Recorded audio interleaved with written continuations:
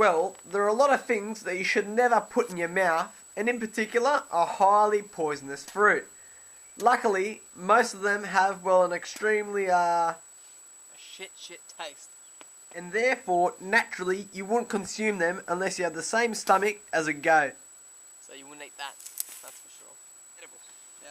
Often it can be difficult to distinguish between plant fungus species, with some being nutritional and others being a natural laxative. I recommend that a bush food book guide be used prior to the consumption of any fungus species. I think I made a bit of a mistake. The Australian bush withholds a diversity of wild food plants ranging from tangy fruits to starchy seeds, leaves and mushrooms. There are quite literally thousands of edible food plants which you can find if you know where to look.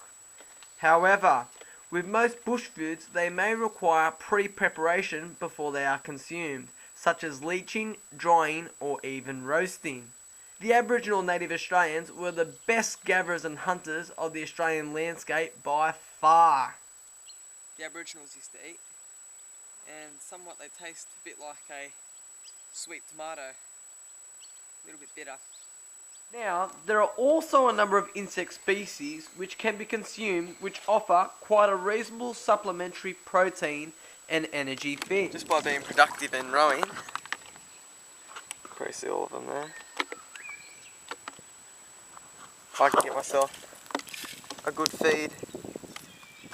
It is also extremely important to use all food materials, including meat for consumption, but also to use waste products such as the stomach or intestines to capture other food items like fish or yabbies. Decent size. It is vital that you keep your brain active by hunting and gathering food products. The key is to try and stay overproductive without using up excessive amounts of energy.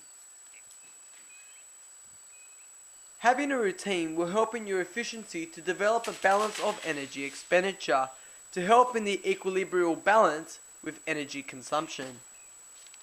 It tastes pretty good.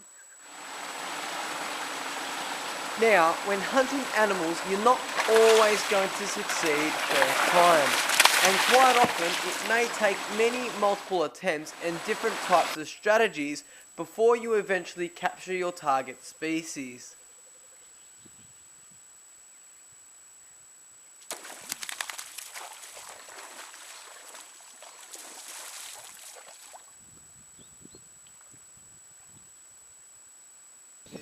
Once again, you'll soon figure out the best method with a higher success rate.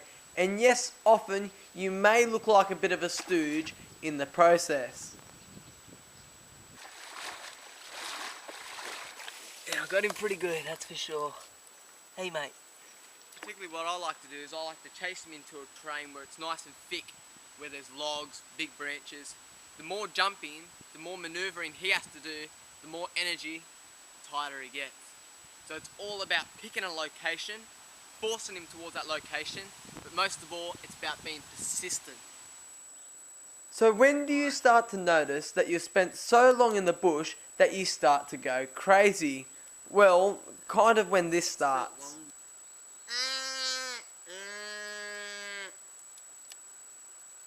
It's not my own orange juice. Green, you reckon? I know. Ucles is oranges.